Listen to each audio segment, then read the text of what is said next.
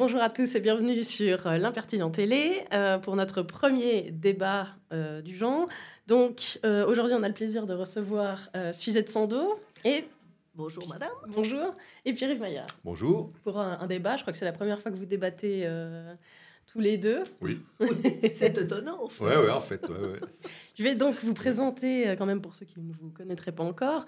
Donc, Suzette Sandeau, vous êtes professeure honoraire de droit de la famille et des successions, ancienne députée du Grand Conseil vaudois, ancienne conseillère nationale, toujours active dans le débat public, grâce notamment à votre blog Le Grain de Sable, anciennement hébergé par Le Temps. Pierre-Yves Maillard, vous êtes ex-conseiller d'État vaudois en charge de la... Enfin, vous avez été en charge de la santé pendant 15 ans jusqu'en 2019. Aujourd'hui, vous êtes président de l'Union syndicale suisse, conseiller aux États et homme politique le plus puissant de Suisse, selon le Blick, en 2024. Donc, loin de moi l'idée de douter de ce que publie le Blick. Oui, il faut en douter. Mais que pensez-vous de ce qualificatif ? Non, il n'a aucune réalité. J'ai un peu d'influence comme beaucoup d'autres, mais si j'étais... Enfin, j'aimerais que ce soit un peu vrai, mais c'est malheureusement très exagéré. D'accord, oui, parce que c'est... Pour ne pas dire complètement faux. Ok. Ouais. Alors, avant de commencer par aborder les sujets qui vous opposent, j'ai décidé de commencer avec un sujet qui vous rassemble, qui a d'ailleurs été à l'origine de l'ouverture du dialogue entre vous deux, c'est le Covid et l'absence de bilan de la crise Covid. On est 5 ans après cette crise, on n'a toujours pas de bilan, on est dans une sorte d'amnésie généralisée qui arrange bien nos médias, mais je pense aussi, je veux dire, sur le plan scientifique, médical ou politique, il y a eu zéro bilan autour de cette crise. Vous, Monsieur Maillard, en 2021, vous plaidiez pour une sorte de... Enfin, pour que les jeunes, en fait, qu'on reconnaisse la sorte de maltraitance qu'on a infligée à nos jeunes. Je voulais savoir si... le manque d'établissement d'un bilan, déjà pourquoi on n'a pas encore fait ce bilan, et puis si l'absence de ce bilan empêche toute cicatrisation finalement pour nos jeunes. Alors, il y a deux choses. D'abord, les jeunes, je pense que c'est un des immenses enjeux qui est devant nous. La santé de la jeunesse, ses chances d'insertion dans le marché du travail, le sens à donner aux décennies qui viennent, parce que malheureusement, beaucoup de jeunes doutent qu'il y ait du sens à vivre dans ces prochaines décennies, ce qui, à mon avis, est vraiment catastrophique, parce qu'il y a toujours du sens à s'engager dans la vie, quel que soit le contexte, au fond. Et je pense qu'on peut changer les choses, y compris dans les aspects de la vie ou de la société qui nous paraissent les plus désespérants. Je rappelle que moi, j'appartiens à une génération où on a connu un mouvement dans les années 80 qui s'appelait No Future. Donc, l'absence de futur est une vieille histoire. Et ce mouvement No Future avait de bonnes raisons de penser que la planète pouvait exploser parce qu'il y avait une telle accumulation d'armes nucléaires des deux côtés du rideau de fer en Europe qu'on ne voyait pas comment ça pouvait s'arrêter, ça pouvait déboucher sur autre chose qu'un affrontement généralisé qui ferait exploser la planète. C'était une conviction qu'on avait très largement à cette époque. Et puis, en 89, tout l'empire soviétique s'est effondré sans quasiment effusion de sang, ce que personne n'avait imaginé. Donc, juste ce petit rappel montre que le pire n'est pas toujours certain et que ça vaut la peine de s'engager dans la vie. Mais c'est vrai que le Covid a causé du tort. Enfin, la gestion de cette crise Covid n'a pas pris beaucoup de précautions avec notre jeunesse, pas seulement notre jeunesse, aussi toutes celles et ceux qui s'engagent dans les activités sociables, la restauration, l'hôtellerie, le tourisme, le spectacle, la culture, etc. Donc, ce serait bien qu'on en tire quelques conclusions, même si moi, encore une fois, je n'ai jamais fait la leçon à ceux qui ont pris les décisions, parce que je pense qu'ils étaient dans une situation extrêmement difficile, et probablement j'aurais pris les mêmes, ou peut-être avec quelques nuances. Par contre, ce que je regrette alors, c'est qu'on n'ait pas fait le bilan des causes de cette inflation de mesures restrictives qui sont à chercher dans l'affaiblissement de l'hôpital. Parce que c'est la réduction des capacités des hôpitaux et du système de santé à réagir au pic d'activité, chose qu'on connaît chaque hiver, que j'ai vécu chaque hiver. Chaque fois qu'il y a puisqu'on organise tout pour que ce soit en flux tendu et pour que chaque équipement, chaque lit soit occupé en permanence. Et bien évidemment, quand il y a un événement extraordinaire qui provoque un pic d'activité, on est dans une situation de drame. Et comme il s'agit de la santé humaine, tout de suite, on est contraint de dire aux gens, ne tombez pas malades. Et pour qu'ils ne tombent pas malades, on restreint leur liberté. Donc pour éviter ça, il faudrait avoir un système de santé capable d'amortir ces pics et donc être moins sous pression, être moins en flux tendu, avoir des capacités de réserve.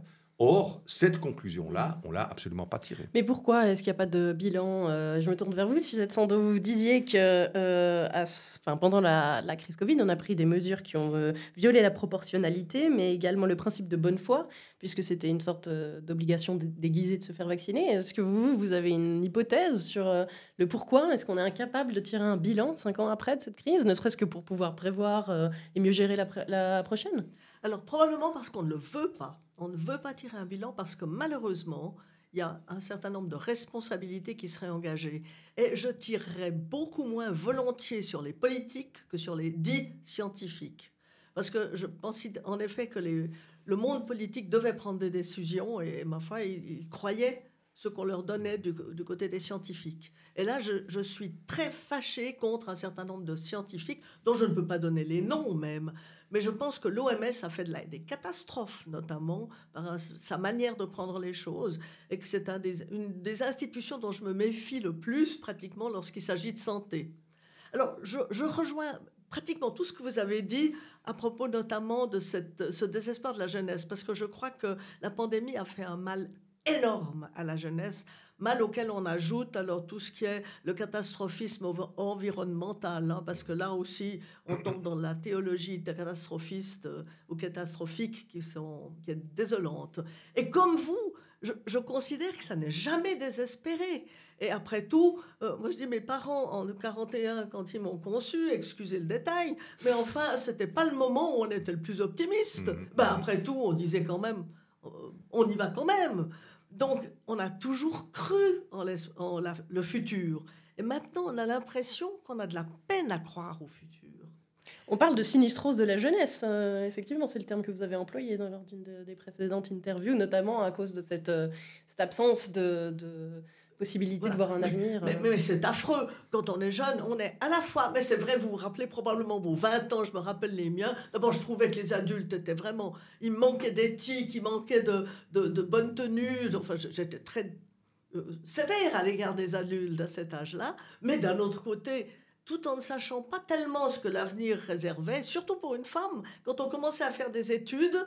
Et qu'on se disait quand même, si je me marie, je veux être d'abord l'épouse de mon conjoint et la mère de nos enfants éventuels. Bref, il y avait un choix difficile qui se dessinait, mais un choix magnifique. Quand vous avez du choix, vous avez de l'avenir. Et puis ça vous oblige à être responsable. Et par conséquent, je suis convaincue qu'on doit faire sortir ceux des jeunes qui sont enfermés dans cette espèce de tristesse régnante. On doit les en faire sortir. L'avenir existe toujours. Pas toujours facile, ça je reconnais. Mais il faudra revenir à la question que vous avez soulevée à la fin, c'est-à-dire de la préparation des hôpitaux, parce que pour moi, j'ai toujours affirmé qu'au fond, il y avait deux choses qui devaient être excellentes et si possible inutiles, c'est l'armée et l'assurance maladie. J'y ajouterais volontiers, en fait, la préparation des hôpitaux à ces pics, et qui pose le problème, vous l'avez évoqué, et je crois que c'est un problème... où la politique a de la peine à comprendre la réalité, c'est au fond la perte de fonds éventuels quand on n'a pas besoin de ce que l'on a préparé pour des pics. Comment le faire par rapport à la gestion d'hôpitaux? Parce que vous avez parfaitement raison.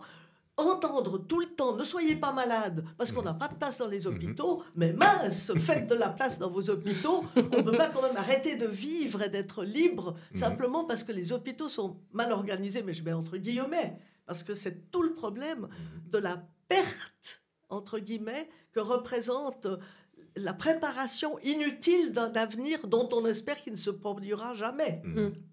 Alors, on a eu l'occasion de revenir, de parler de la gestion des hôpitaux dans les interviews qu'on a faites. Moi, j'ai une question peut-être un petit peu plus... une question que je me pose, en tout cas, selon votre expérience, Monsieur Maillard, est-ce que les dépenses liées à l'achat des vaccins, donc je rappelle juste qu'on a dépensé 2,2 milliards pour ces vaccins, on a utilisé un quart, donc il y a eu 1,3 milliard de gaspillés. Est-ce que ces dépenses peuvent influer sur la hausse des coûts de la santé et donc des primes ? Non, puisqu'elles ont été payées par la main publique. Donc, ces vaccins n'ont pas chargé l'assurance maladie. Donc, en principe, ça a plutôt été l'effet inverse. Normalement, ils sont censés avoir réduit la morbidité. Donc, je pense que dans ce sens-là, ce n'est pas ça qui a augmenté les primes d'assurance maladie. Puis, je précise quand même que là aussi, il faut se mettre à la place de ceux qui décident. Si on n'achète pas les vaccins en suffisance et que l'épidémie se propage et qu'elle cause des morts, parce que quand même, il y a eu des morts, il faut le dire, ça a été une vraie épidémie. Alors peut-être que certains diront que ça a été exagéré, je ne peux pas l'exclure, mais on voit quand même dans la seule variable qui permet de tirer tout au clair, c'est le taux de mortalité. Et on voit effectivement qu'en 2020, on a un pic de mortalité en Suisse. Alors là aussi, c'est un pic de mortalité qui nous ramène en gros au taux de mortalité qu'on avait 10 ans auparavant. Donc, parce que le taux de mortalité est en baisse continue. Donc c'est un pic, il y a un événement qui se passe, il y a une vraie maladie, il y a vraiment des décès, il y a vraiment des gens malades. Et quand on est dans cette situation-là, les autorités sanitaires doivent acheter les équipements qui sont réputés, nécessaires, comme vous l'avez dit, par les scientifiques, par ceux qui sont censés savoir. Et s'ils le font pas, on leur reprochera les morts qui arriveront. Donc, moi, je n'ai pas de reproche à faire sur l'achat de ces vaccins. D'autant que vous avez été dans cette même situation avec le Tamiflu et des Roches. Ouais, exactement. J'ai vécu ces situations à une moindre ampleur, mais pendant ma période, il y a eu au moins 4 alarmes OMS pour H5N5, H1N1, grippe aviaire... et d'autres, au moins 4. Une fois, on a vacciné la population vaudoise, on ne se souvient pas, mais sous ma période, je ne me rappelle plus exactement l'année, mais on a eu près de la moitié de la population vaudoise qui s'est vaccinée. C'était la fameuse affaire, on s'en souvient plus en France, parce qu'en France, ils avaient voulu faire des vaccinodromes, enfin des centres de vaccination dédiés. Ils avaient aussi acheté beaucoup de vaccins, et la population n'était pas allée dans ces donc ça avait été, c'est ce qui avait causé beaucoup de tort à la ministre. Mais c'était pour quel virus ? Je ne me rappelle plus duquel, mais je me rappelle la ministre française qui a géré ça, c'était Madame Bachelot. Elle se souvient très bien de cette histoire. Mais c'était pendant le Tamiflu alors ? Je ne crois pas que c'était la même crise, parce que le Tamiflu, c'était justement, à défaut de vaccin, on nous demandait de faire des stocks de ce qui était réputé être le seul médicament efficace. Et on a découvert après qu'il ne l'était pas du tout. Et on a tous acheté du Tamiflu en grande quantité, mais à l'époque aussi. Alors après, on a dû effectivement en détruire une bonne partie quand il est arrivé la date de péremption.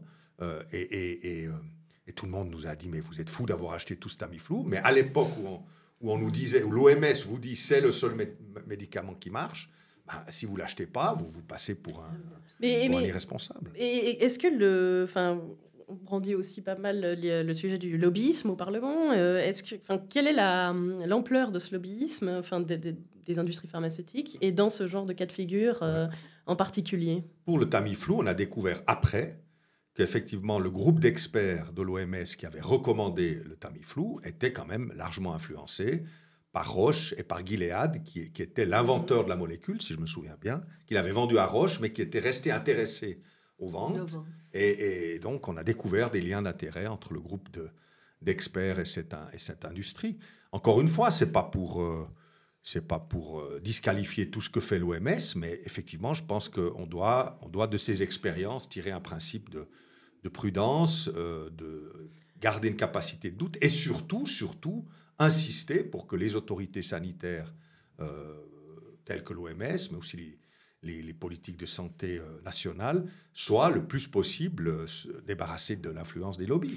Mais comment est-ce qu'on peut expliquer qu'on arrive à une situation finalement où l'histoire se répète ?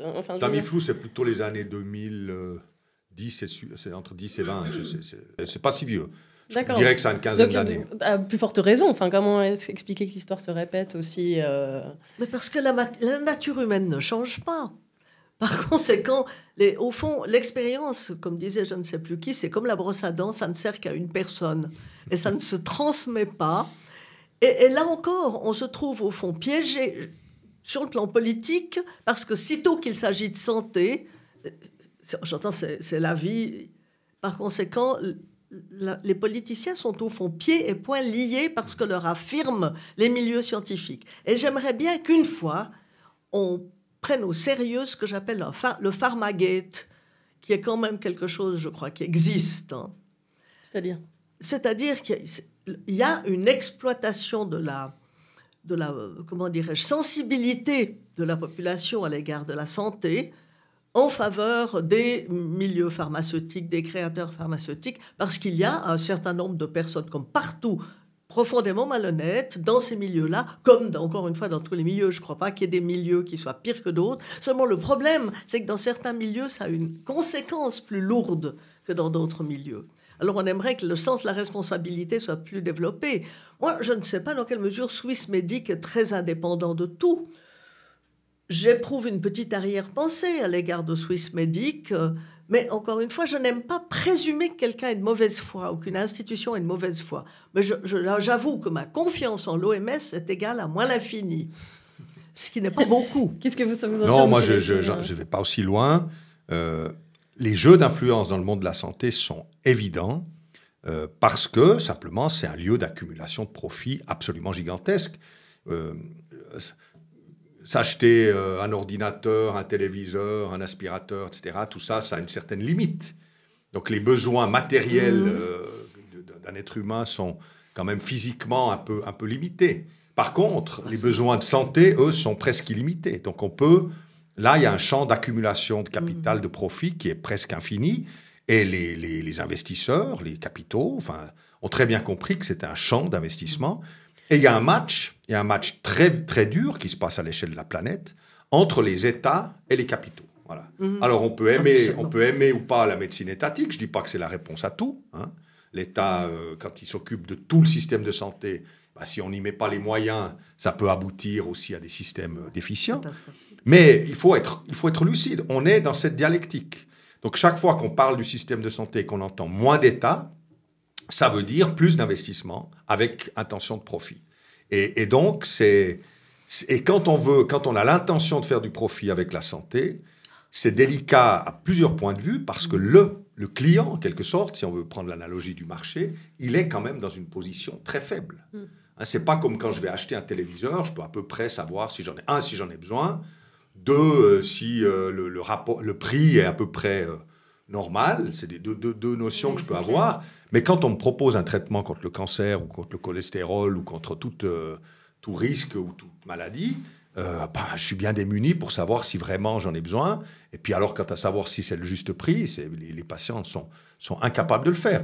Donc c'est pour ça que c'est un système où il y a beaucoup de possibilités d'accumuler des profits. Et en plus, vous avez affaire à un régulateur habituel, qui est normalement le client, qui ne peut pas exercer son pouvoir de régulation. Donc c'est l'État qui doit le faire à sa place.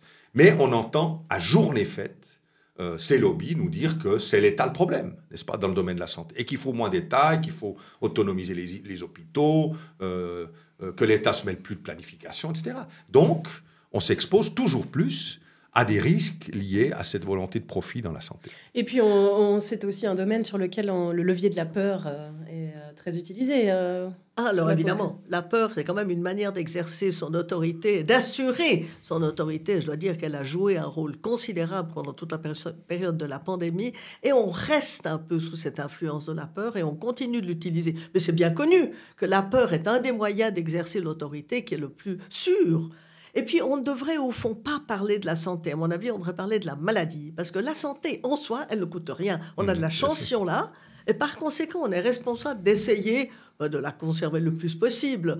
Mais encore une fois, on sait bien qu'on n'est pas immortel. Donc, de toute façon, il y a un moment où la santé va prendre fin, si vous permettez ce genre de formulation, et que malgré tout, les maladies existent. On ne saurait le nier. Le gros problème, c'est... Est-ce que c'est l'État qui est meilleur forcément que le marché, on peut poser un point d'interrogation, vous vous en doutez bien, je ne suis pas turiféraire de l'État, quoique je considère l'État comme un mal nécessaire. Hein. Je ne suis pas du tout, alors libertarienne, mais pas du tout. Mais l'État n'est composé que de personnes qui sont des êtres humains, après tout, et peut-être qu'il y a aussi dans l'État des sensibilités à certains intérêts. Je ne crois pas du tout que nos politiciens des exécutifs soient des vendus. J'avoue que j'ai au contraire une très grande confiance dans l'honnêteté de nos politiciens, de l'exécutif. Côté législatif, j'ai quelquefois plus d'arrière-pensée parce qu'en fait, on devient de plus en plus des spécialistes et de moins en moins des miliciens. Donc, il y a moins d'esprit de service pur. Enfin bon, là, c'est un peu idéaliste ce que je dis, mais je pense que ça joue un rôle dans la résistance à une catégorie de pression, parce que si on a les mains dans sa propre activité, donc aussi des fois dans le pétrin, eh ben, on est plus résistant à certaines choses. D'un autre côté, vous me direz, si on gagne moins bien sa vie parce qu'on consacre du temps mal payé à l'époque, beaucoup mieux peut-être maintenant, à la politique, ben, évidemment, c'est légitime qu'on essaie de trouver des petites compensations. Mais la nature humaine n'a pas changé depuis les hommes des cavernes, les femmes des cavernes, pardon, je vais être féministe de temps en temps. Sur le rôle de l'État, le système de santé, là aussi, je regrette souvent qu'on ne remonte pas au principe et à l'histoire. Pourquoi c'est comme ça? Et quand on regarde comment a été conçu le système de santé, c'est très fin comme on a fait ça. N'est-ce pas? On a d'abord formé les médecins, toujours en payant la formation. C'est l'État qui paye la formation. C'est pas le médecin, lui. Le jeune bénéficie d'un investissement de l'État sur lui ou sur elle très important. Ça se compte en centaines de milliers de francs pour former un médecin. Évidemment, la personne qui fait médecine donne beaucoup d'elle-même, mais le coût est assumé par l'État. Ensuite, l'État donne à cette personne une autorisation d'exercer, ce qui n'est pas le cas pour beaucoup d'autres activités dites libérales. Donc c'est l'État qui dit vous avez le droit d'exercer, et deuxièmement, vous avez le droit d'exercer à charge de l'assurance sociale. Et ce droit peut vous être retiré et il est soumis à des obligations. Par exemple, j'ai été frappé quand j'étais conseiller d'État, je devais juger des médecins sur leur comportement, y compris en dehors de leur activité de médecin. On attendait, par exemple, du médecin une éthique un peu supérieure, par exemple une condamnation pénale pour abus d'alcool au volant ou pour mauvais comportement dans le couple, pouvait amener le médecin à devoir s'expliquer devant le Conseil d'État de la santé. Alors que la loi sur la santé publique disait que le médecin doit préserver, au fond, l'image morale, en quelque sorte, du métier. Et alors, je me suis demandé, mais pourquoi? Eh bien, parce que l'État délègue au médecin, une fois qu'il est installé et qu'il bénéficie de ces deux droits, droit d'exercer, droit de facturer, on lui délègue justement à lui et à lui seul, ou à elle seule, le pouvoir d'apprécier quelle médecine il faut apporter au patient, dans une relation protégée. C'est-à-dire que la relation entre le patient et le médecin est protégée, y compris des influences de l'État. C'est la liberté thérapeutique. C'est la liberté thérapeutique et c'est la relation patient-médecin. C'est-à-dire que l'État n'est pas là pour dire voilà quelle médecine tu dois donner, quel médicament tu dois donner. Le conseiller d'État n'a aucun pouvoir là-dessus. Mais il dit au médecin, on te surveille. Si tu abuses de ton pouvoir, par exemple en faisant de la polypragmasie, c'est-à-dire en augmentant les prescriptions pour ton profit personnel, tu risques de perdre ton pouvoir économique. Et ton droit de facturer, ton droit d'exercer, et on protège aussi le médecin en lui disant, en même temps qu'on te donne ces deux droits, on fait ce qu'on appelle l'obligation de contracter, c'est-à-dire qu'on oblige tous les assureurs à rembourser les prestations du médecin. Ça aussi, c'est une sorte de privilège que les notaires enfin les notaires, c'est pas le bon exemple, mais les avocats, par exemple, n'ont pas. Et ça aussi, on le protège du risque économique. On dit, vous allez pouvoir facturer vos prestations à tous les assureurs, vous ne recevrez pas d'injonction de l'État, vous ne serez pas en danger économiquement, normalement, parce que vous pourrez faire facturer vos prestations, elles seront remboursées, mais on attend de vous que vous soyez le gardien d'une certaine éthique professionnelle, d'une certaine modération dans l'exercice de ses pouvoirs et de ses avantages. Et je trouve que c'est bien fait. Et alors quand on vient dire maintenant il faut mettre fin à l'obligation de contracter, parce qu'on veut plus de concurrence, une motion qui a été acceptée au Parlement, qui a été pilotée par les assureurs maladie, qui disent nous voulons nous offrir des panels de médecins qui nous sont attachés, et quand le médecin choisira son assureur, il choisira en même temps les médecins, les hôpitaux qu'ils soigneront, et donc on veut déléguer aux assureurs le pouvoir de planifier l'offre de santé. Eh bien on casse cet équilibre fin. Donc c'est pour ça, quand je dis que l'État a un rôle de régulateur dans la santé, ça ne signifie pas que l'État décide de tout et qui devient une sorte de bureaucratie, disons, qui va faire la médecine à la place des médecins. Juste une petite question, Monsieur Maire. Est-ce que, enfin, on a parlé enfin, peut-être vous vouliez ajouter quelque chose. Oui, j'aurais juste voulu dire, en fait, cette liberté qu'on garantit au médecin en lui disant vous êtes responsable de vos relations avec le client, avec le patient, pardon. Malheureusement, c'est dommage de considérer que le patient est un client. Là, c'est encore un autre élément. Mais elle a été gravement atteinte pendant la pandémie dans l'intervention de l'État, dans le rapport entre les médecins et leurs patients. Ça, c'est une atteinte, mais monstrueuse, à la responsabilité du médecin à l'égard de son patient. Et vraiment, ça a contribué à casser quelque chose et casser une confiance même en l'État. Là, l'atteinte à la liberté et à l'obligation du médecin d'être responsable des soins qu'il donne à ses patients, ça a été anéanti par l'obligation, par l'interdiction faite aux médecins de prescrire ceci ou cela, dont ils avaient pu constater eux-mêmes, souvent dans leur expérience, que c'était quelque chose de positif. Là, c'est vraiment un malaise profond qui a été créé et dont on ne fait pas suffisamment le point en ce qui concerne les conséquences catastrophiques que ça a pu avoir. Je suis en partie d'accord avec ce que vous dites. Ça prouve une chose, c'est que le respect des principes devrait justement aussi s'appliquer aux crises. C'est-à-dire qu'on ne doit pas, pendant les crises, trop vite passer par-dessus bord les principes. Je mettrai quand même une nuance, c'est que chez nous, en Suisse, je pense qu'on a quand même, grâce à notre démocratie directe, grâce à notre hyper-démocratie, le fédéralisme, grâce aussi quand même aux personnes. Je pense par exemple à Alain Berset qui a eu une certaine retenue quand même. Alors, on peut diverger, mais là-dessus, je serais plutôt quand même... J'ai trouvé que quand même il y a eu plus de retenue chez nous, plus de respect des principes. Et notamment, ce qui était aussi très intéressant, c'est que par exemple, on a eu des débats au Parlement pour savoir si le paquet de mesures qui était adapté devait un jour... Au début, ça a été le droit d'urgence, mais assez vite, c'est revenu devant le Parlement. Et on a eu des débats dans les groupes politiques pour savoir s'il fallait revenir avec ce paquet devant le Parlement, parce que si on le faisait, ça ouvrait évidemment la possibilité du référendum.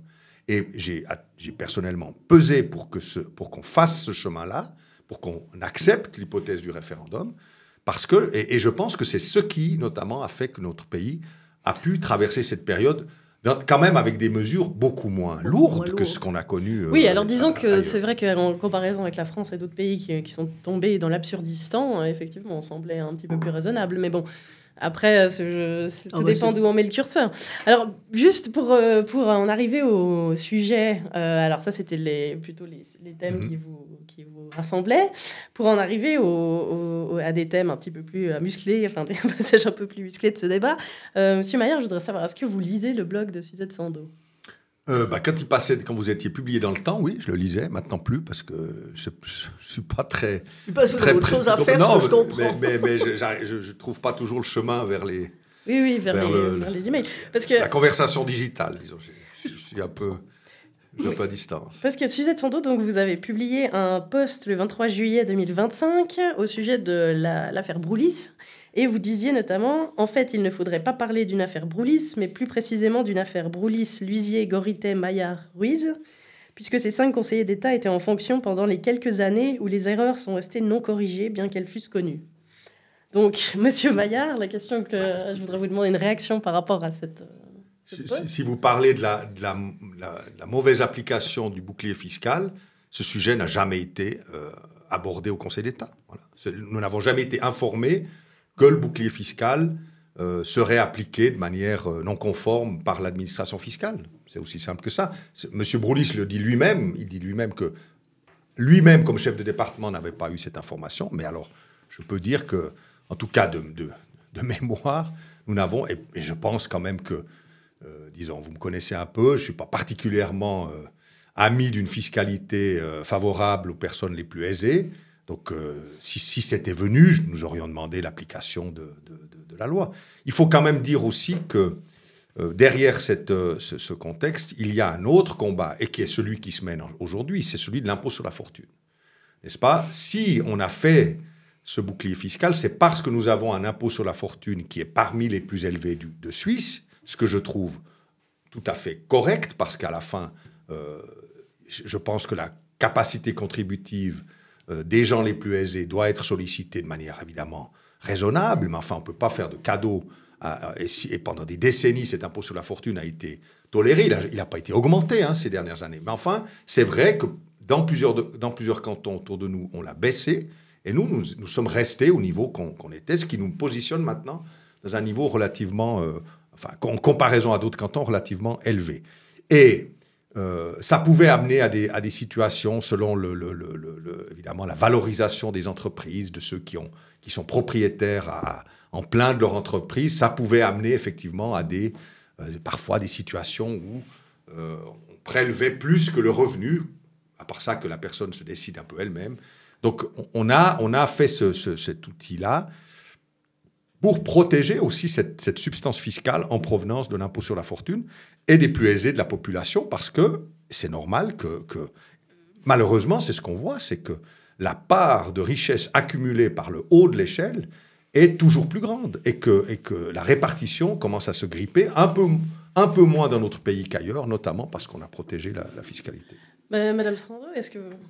Écoutez, en fait, le problème, à mon avis, de ce que j'appelle l'affaire Broulis, parce qu'en fin de compte, c'était quand même M. Broulis qui était, je crois, chef des finances pendant toutes les années pendant lesquelles il y a eu ce problème de mauvaise application d'une loi dont je n'ai rien compris. D'ailleurs, je suis bien contente de n'avoir pas été au Grand Conseil quand il a fallu la voter, parce que je suis sûre que je n'aurais rien compris du tout. Mais ça n'est pas juste de reporter ensuite sur la chef du département encore récente la responsabilité pratiquement de ce qui s'est passé. Vous parlez de Valérie Ditlis. Oui, mais ce que je voudrais dire, en fait, le problème, c'est pas tellement en soi l'impôt sur la richesse.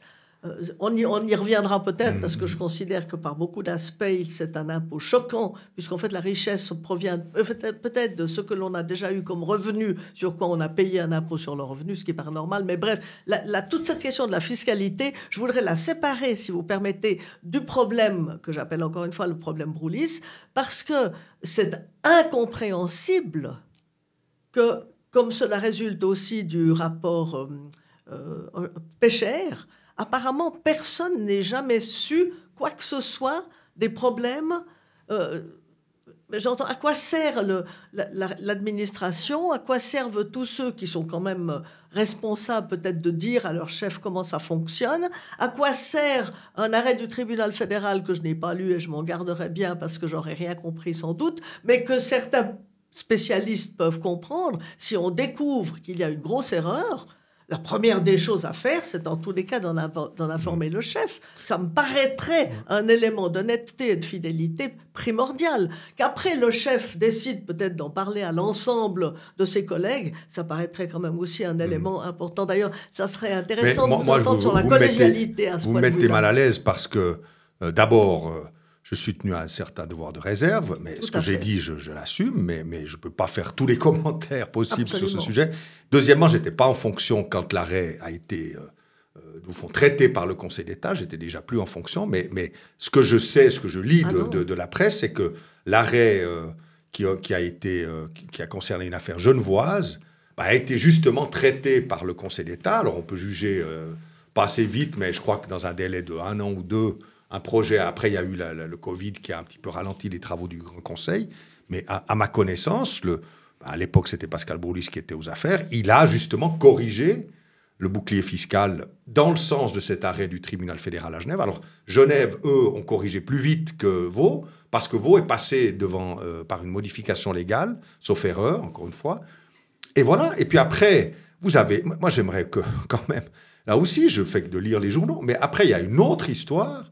C'est qu'une fois que le bouclier fiscal a été rétabli conformément à l'arrêt du tribunal fédéral, il est appliqué, donc il fait augmenter la facture fiscale d'un certain nombre de contribuables aisés qui se plaignent, notamment auprès de la nouvelle ministre des Finances, puis qui après a des comportements qui, pour l'instant, donnent l'objet à une enquête du procureur. Mais moi, je trouve quand même un petit peu étrange cette façon de mélanger ces deux séquences. Il y a une non-application, peut-être, enfin, apparemment, de bouclier pendant quelques années, qui est corrigée dès le moment où le tribunal fédéral dit ça, pour un cas analogue à Genève, ça ne va pas. On peut juger que ça aurait dû être découvert avant, que ça a été corrigé trop lentement. C'est un aspect. Puis après, il y a un autre aspect, c'est une fois que le bouclier fiscal est corrigé et qui s'applique, quelle est l'attitude des autorités en place. Mais je trouve un peu, disons, il y a quand même un peu dans cette affaire. Moi, je suis sorti du bois. Hein. Oui, mais disons, OK, ce Conseil d'État, moi, je ne commente pas ce qu'il fait. Il fait ce qu'il veut. Il a été élu, il a une légitimité. Mais cette tendance qu'on a autour de cette nouvelle majorité d'aller systématiquement chercher qu'est-ce qui a été fait ou pas fait en 2019, en 2018, en 2011, on remonte même au PC Famille maintenant, alors que quand même, disons, on a géré ce canton, on l'a laissé en bon état, on a laissé les finances en excellent état, avec des bénéfices structurels et une fortune, alors qu'on l'a pris avec une dette et des déficits. Et puis voilà, maintenant la vie continue, que chacun assume ses responsabilités et qu'on arrête d'aller chercher constamment les anciens conseillers d'État, parce que sinon, alors, ça va être le débat permanent entre anciens et nouveaux. Il y a une règle, en principe, qui dit moi, j'ai eu des crises, j'ai eu des difficultés, comme M. Broulis, comme d'autres. On n'a pas passé notre temps à aller dire c'est la faute au précédent. On s'est occupé de notre travail à faire, et puis on l'a fait, puis voilà, puis après, on a été réélu, puis au bout d'un moment, d'autres ont pris le relais. Mais j'aimerais bien qu'on commence à arrêter de tout mélanger. Alors, je comprends très bien, disons, la réserve que vous avez, je la respecte totalement, hein, mais j'avoue que ce que l'on lit dans la détermination du Conseil d'État maintenant, le hasard veut que je continue de recevoir tous les papiers que reçoivent les parlementaires vaudois. Je ne sais pas au fond au nom de quel privilège, comme ancienne conseillère nationale peut-être, puis de temps en temps je les lis quand même, je ne lis pas tout, hein, parce que les malheureux, qui doivent se taper de temps en temps. Mais en fait, quand on lit la réponse du Conseil d'État pour refuser de donner suite à la motion demandant que soit constituée une commission d'enquête parlementaire, mais c'est hallucinant. Mais les motifs invoqués, de toute façon, ça portait sur 40 à 80 millions, c'est une affaire qui n'en vaut pas la peine. Au moment où on coupe, et c'est compréhensible pour des raisons de gestion des finances, un peu partout, dire ça comme réponse d'un Conseil d'État, le papier peut être lu par tout le monde, c'est scandaleux. Et quand le Conseil d'État dit « Mais alors, écoutez, les commissions d'enquête parlementaire, ça n'est pas fait pour s'occuper du passé, de l'histoire. » Mais excusez-moi, les enquêtes portent assez rarement sur le futur, à ma connaissance. Écoutez, il faut faire venir Mme Luisier à ma place. Moi, je peux pas. Mais c'est un respect de votre réserve, si vous voulez.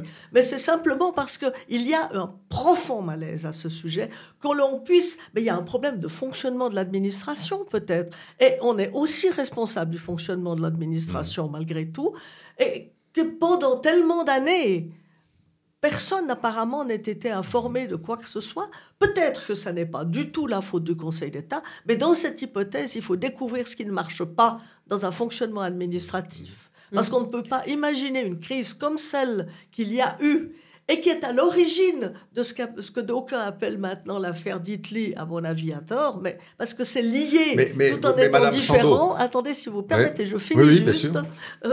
Si vous permettez, au fond, on refuse de voir qu'il y a eu un problème, peut-être seulement au sein de l'administration, mais on ne peut pas maintenir le risque comme un mauvais fonctionnement semblable soit maintenu dans quelque autre département, peut-être que ce soit. Il y a là un énorme problème et je comprendrais que le Parlement veuille quand même la commission d'enquête parlementaire parce qu'il est aussi responsable du fonctionnement de l'administration. Encore une fois, je crois que c'est...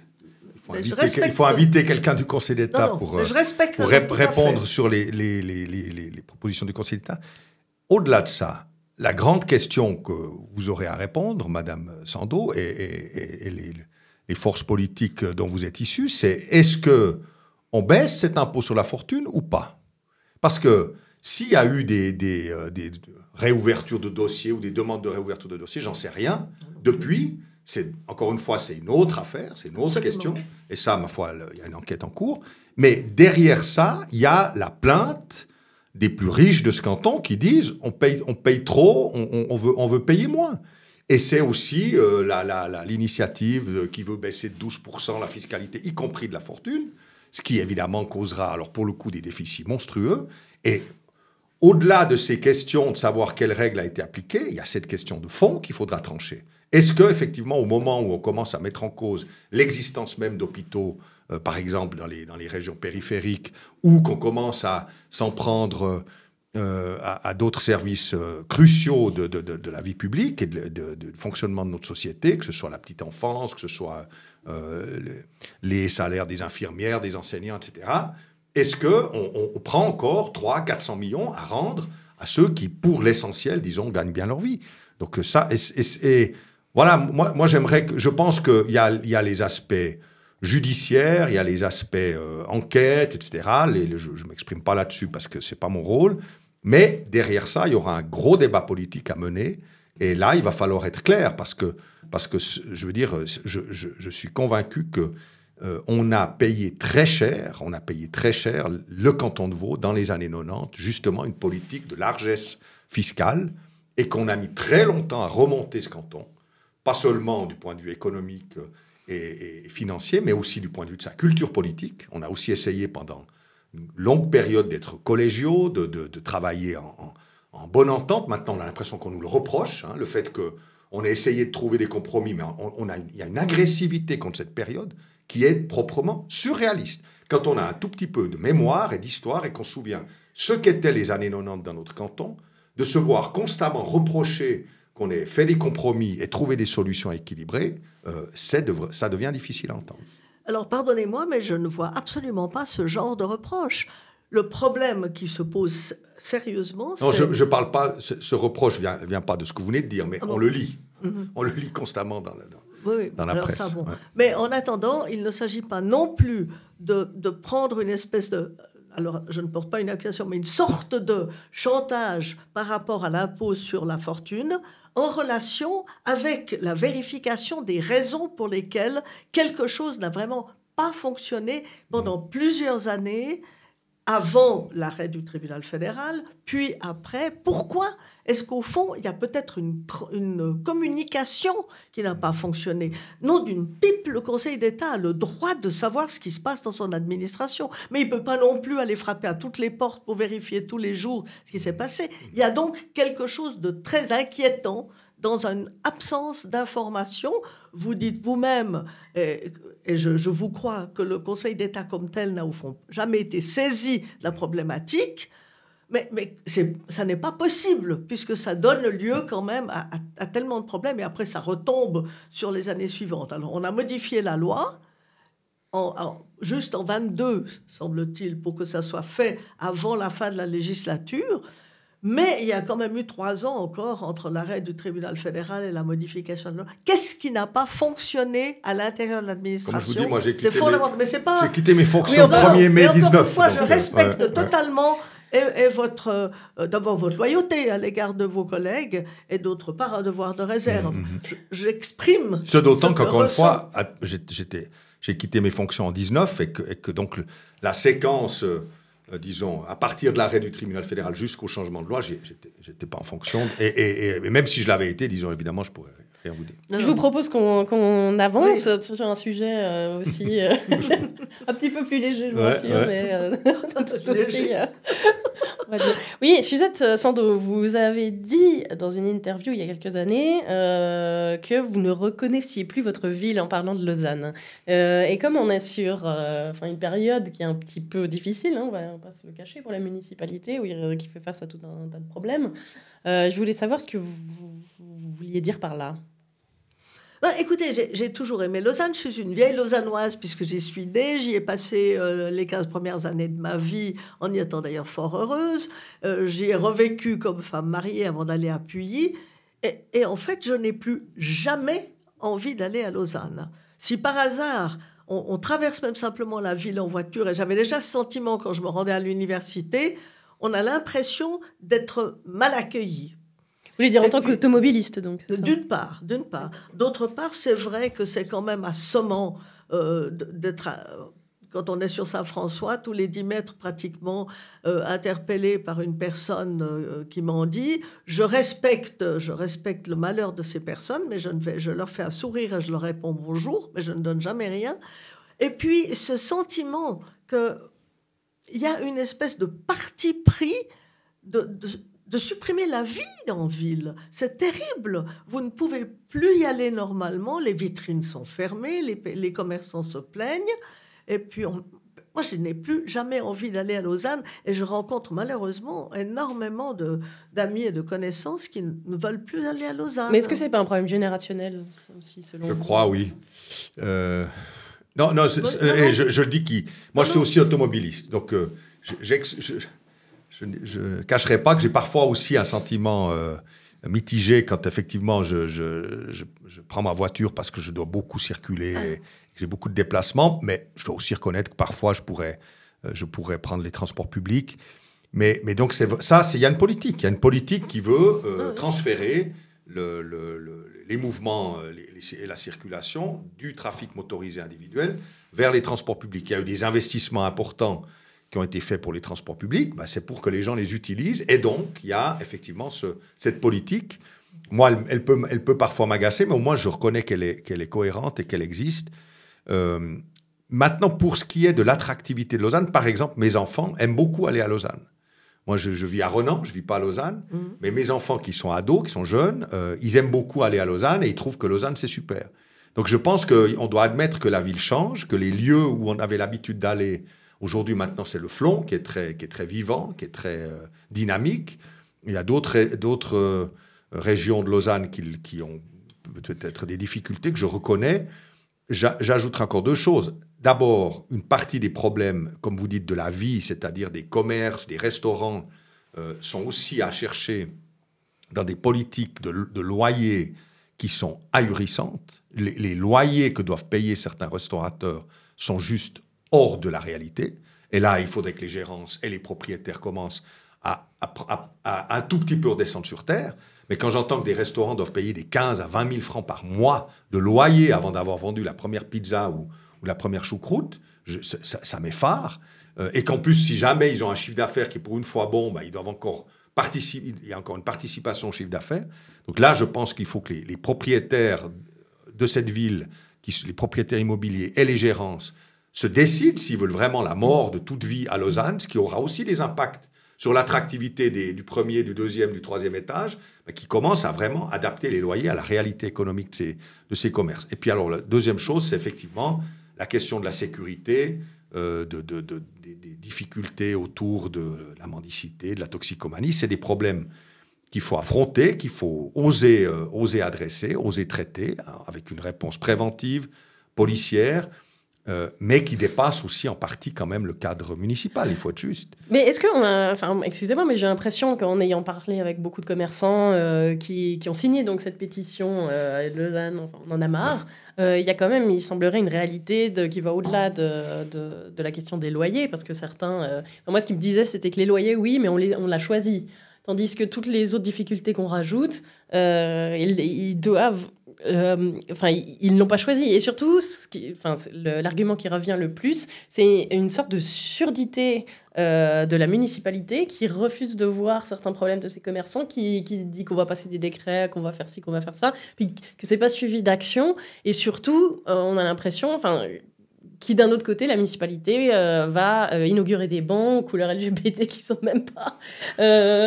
je veux dire, soutenu. Là aussi, vous auriez dû inviter le syndic de Lausanne. Moi, je ne suis pas là pour défendre la... Mais je crois, je peux que dire que, et ça revient peut-être au débat au premier débat qu'on a eu, nous avons, et ça va être un enjeu de ces élections municipales, ensemble, à nous battre pour la sociabilité. Voilà, j'aimerais plutôt sortir en positif, plutôt que d'être sur le champ critique. Qu'est-ce qu'on doit faire ? Il y a un combat à mener pour la sociabilité, pour la socialisation. Face à la captation du temps de cerveau disponible de nos jeunes, de nos anciens, de tout le monde, par les réseaux sociaux, par les le capitalisme digital qui a une volonté d'emprise absolument sans limite et qui rend malade les populations, pas seulement les jeunes. Face à ça, la résistance, c'est la sociabilité, c'est-à-dire c'est l'achat physique de ce dont on a besoin, ce sont les restaurants, ce sont les fêtes, la culture, c'est le sport, et les politiques municipales doivent à tout prix, elles sont en première ligne de ce combat. C'est vrai que on peut agir au plan cantonal et fédéral, sur les aspects sécuritaires notamment, mais pour animer une ville, pour donner aux gens l'envie de sortir, de se rencontrer, de se parler, il y a là un enjeu qui est tout à coup a pris une dimension beaucoup plus grande. Et je peux qu'encourager les commerçants, les acteurs du milieu culturel, du milieu sportif et les communes à changer un peu de braquet, disons, à effectivement admettre qu'il faut peut-être des moyens, que tout à coup, ce qu'on n'avait jamais imaginé, par exemple, subventionner un restaurant, ça paraît incongru. Mais pourquoi pas? Si ce restaurant est ouvert l'après-midi à des activités pour les seniors, s'il fait une table d'hôtes pour des personnes âgées isolées, si le soir, il permet à un groupe de jeunes de peut-être se produire pour faire son premier concert devant quelqu'un. Pourquoi pas? Est-ce qu'on sortirait un peu des sentiers battus et de ces politiques complètement cloisonnées où il y aurait une politique culturelle pour les lieux culturels et puis rien du tout pour les commerçants, pour les restaurateurs. Là, je peux qu'encourager, disons, à explorer ces voies. Qu'est-ce que vous en pensez, Madame Sando? C'est donc un problème de sociabilité, de génération? Alors Cynthia, disons, le problème de sociabilité n'influence pas que Lausanne, hein, parce Non. que c'est vraiment Oui, un c'est problème général, gravissime ouais. que vous évoquez d'ailleurs et qui est très préoccupant, c'est vrai, par rapport à l'avenir et par rapport à la capacité de liberté et d'indépendance, donc de responsabilité des personnes. Hein. Je pense qu'on est en train de nous réduire en esclavage indirectement par le moyen de la technologie moderne, qui est remarquable, qui est extraordinaire, mais qui nous utilise plus que nous ne l'utilisons en tous les cas. À mon avis, on est piégé constamment. Alors, comment former la jeunesse et les vieux, enfin les vieux aussi d'ailleurs, pour que nous soyons maîtres de la technique et non pas maîtrisés par la technique? Ça, je crois que c'est un problème culturel et humain qui concerne absolument le monde entier pratiquement, parce que tout le monde est en train de disparaître derrière son appareil. Hein. Mais par rapport à Lausanne, ce qui est frappant, c'est qu'on y ressent une espèce de théologie de nous, on sait juste, et puis de toute façon, vous, si vous n'êtes pas d'accord, c'est faux. Si vous avez utilisé votre voiture, c'est faux. Si comme personne qui commence à avoir des problèmes de déplacement, vous trouvez que dans les bus, il y a un petit problème pour monter, pour descendre, et même des fois pour arriver à s'asseoir, suivant où, tant pis, mais enfin, j'ai malheureusement plusieurs amis qui ont eu des chutes dans les bus, etc., à partir d'un certain âge. Alors d'accord, les personnes âgées dont je fais partie sont casse-pieds, ça serait le fin moment qu'elles meurent. On nous a bien expliqué. Non, mais je dis non. Mais on a eu des fois le sentiment, vraiment, on n'arrête pas de nous dire, il y a trop de personnes âgées. Vous avez même un professeur d'université qui propose veut vous retirer le droit de vote. Le droit de vote. Oui. Donnons-le aux bébés éventuellement, etc. Non, enfin bref. Mais c'est pour montrer qu'il y a quelque chose d'aberrant dans une sorte de théologie de nous savons ce qui est bon, point final. Et ça, on le ressent profondément à Lausanne, au point qu'on n'a pas envie d'y aller. Parce que mais c'est vrai que ça fait pas touche de vélo. que... Quelle horreur. J'avoue que je ne fais pas de vélo, ni électrique, ni non électrique. Par bonheur, je suis pas encore en chaise roulante, mais c'est cette espèce d'hostilité de base qui est tellement mais là, sensible. vous exagérez. Je vois pas d'hostilité exprimée. Et je crois qu'il y a encore plein de gens qui vont à Lausanne. Il suffit d'aller se promener le samedi. C'est quand même pas désert, hein, Lausanne. Mais au-delà de ça, encore une fois, parce que je veux pas ici défendre, me mettre à la place des autorités lausanaises, mais je relèverai un point où je mettrai une petite nuance sur la politique des transports. Je vois, alors c'est peut-être un peu plus le cas dans des villes un peu moins bien desservies en transport public qu'à Lausanne, mais c'est probablement aussi le cas à Lausanne. Je vois un souci, c'est ces places de parc qui sont dans les quartiers, qui sont surtout utilisées par les gens le soir, donc quand ils rentrent du travail.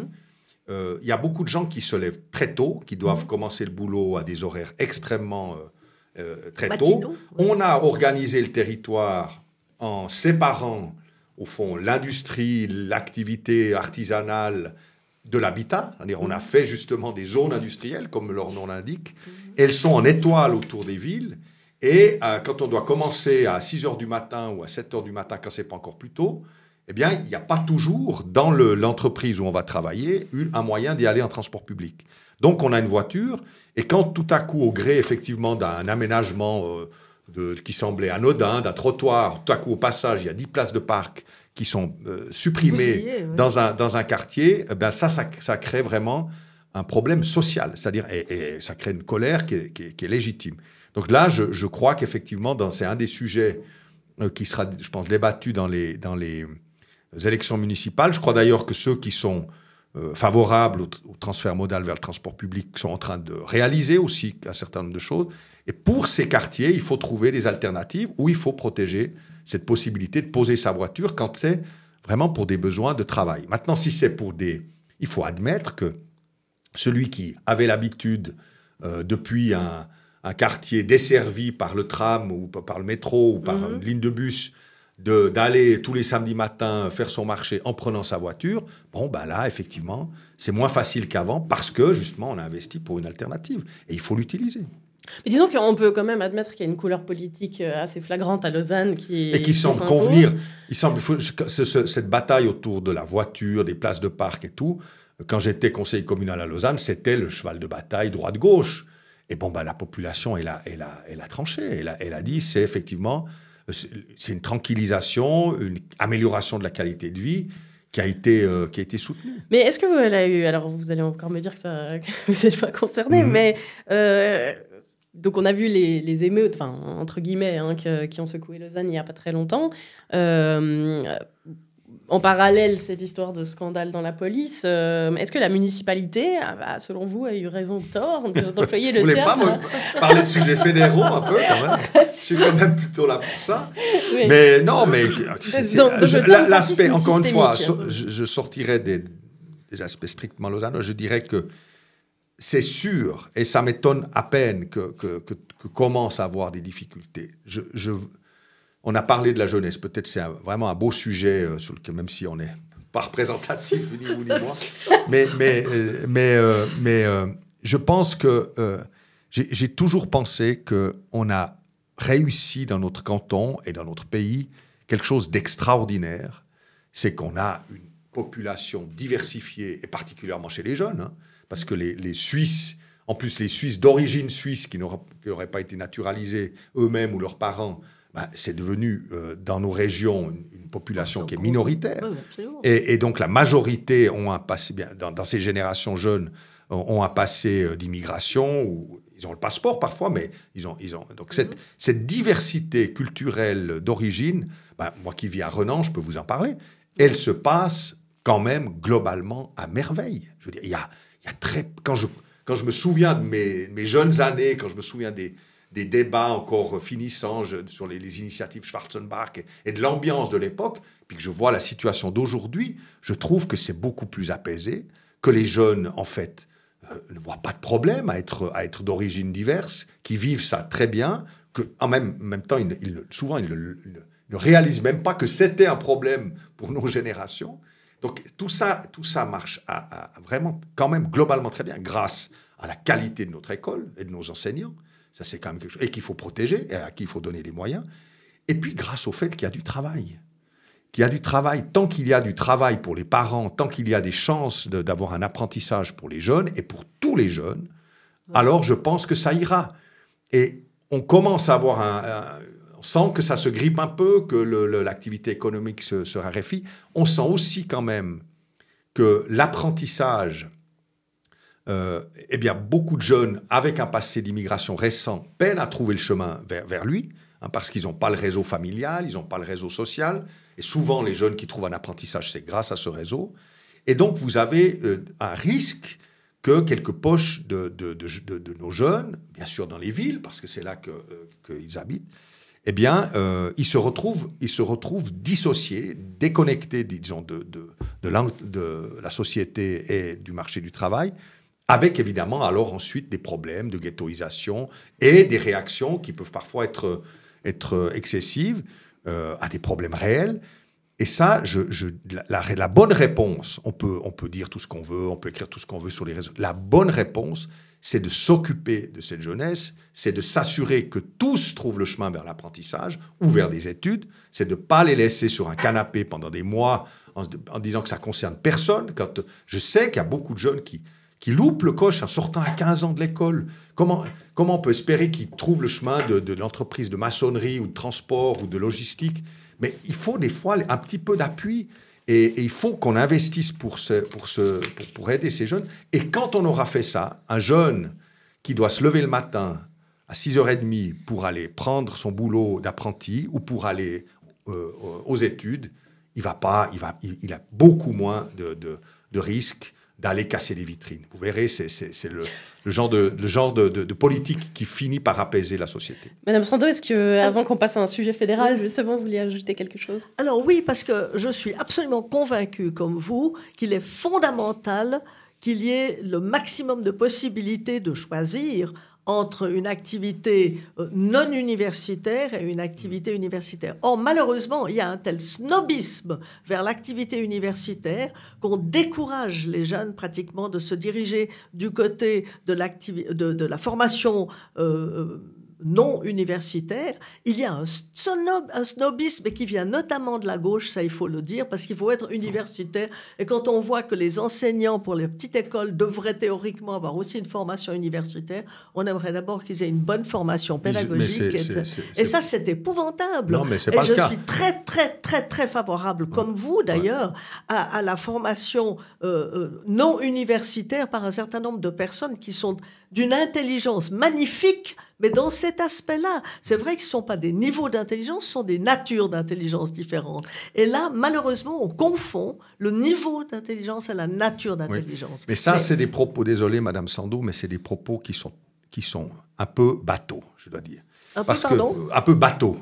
Parce qu'on fait comme s'il y avait la gauche qui voulait que tout le monde aille à l'Uni et puis la droite qui voudrait l'apprentissage. C'est pas vrai. J'ai passé mes 15 ans au Conseil d'État justement à mettre en place une politique qui s'appelle Forjad, qui faisait sortir les jeunes, non pas de l'université, parce que ceux qui vont à l'université, qu'ils y aillent, grand bien leur face, mais ceux qui n'avaient rien. D'abord, avant de nous occuper de ceux qui font des études ou de ceux qui font l'apprentissage, occupons-nous de ceux qui n'ont rien. Et ils sont nombreux à la sortie de l'école. Et là, il faut une action publique. Après, que les jeunes choisissent.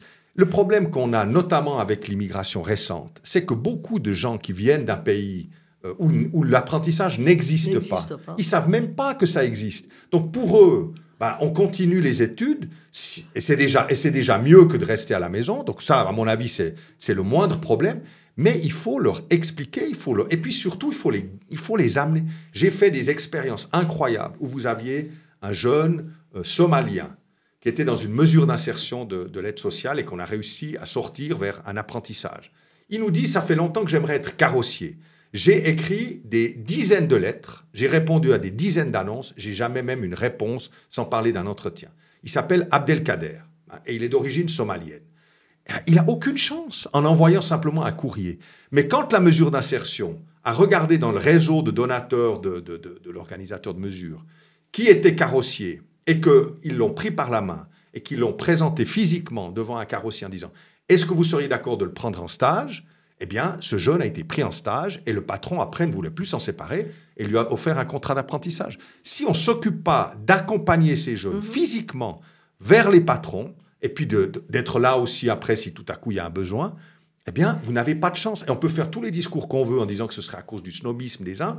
La question, c'est quelle politique publique on mène. On a vu que ça marchait quand on faisait ça, et je pense que c'est ça qu'on doit faire encore plus pour éviter les problèmes qu'on a vus. Est-ce que c'est pas un peu utopiste? Je veux dire, est-ce qu'on a les moyens de faire ça, d'être derrière chaque jeune? Vous savez ce que nous coûte vous savez ce que nous coûte un jeune qui trouve pas d'apprentissage et qui reste à la maison? Je veux dire, c'est évident que le rapport coût-bénéfice est bon. Alors, je vous rejoins absolument s'il faut un accompagnement. Vous connaissez la pratique plus que je ne la connais, mais en revanche, on n'arrête pas de présenter malgré tout les activités non universitaires à l'école aussi, en fin de scolarité obligatoire. Je m'en réjouis. Et puis, on la présente aussi maintenant constamment. On nous fait beaucoup de réclames à la télévision. Et je m'en réjouis parce que c'est absolument fondamental. Et qu'on sache à quel point c'est, au fond, presque les non-universitaires qui ont fait la richesse de ce canton. Mais c'était l'époque où on avait la prime sup. Hein, et la formation, cette catégorie de formation et d'état d'esprit manque terriblement maintenant. Si vous permettez... Une phrase pour dire, si je connais un jeune qui vient de finir son apprentissage d'employé de commerce, qui est engagé dans une assurance et qui commence avec, je crois, 4 000... Je ne sais même pas s'il a 4 000 bruts. Il est adulte, il a un salaire à plein temps, un travail à plein temps, il a fait son apprentissage. Et quand il fait son décompte, loyer, assurance maladie et autres frais, il ne sait pas s'il peut même quitter enfin ses parents. Voilà. Donc ça aussi, c'est un sujet qu'il faudra un jour aborder.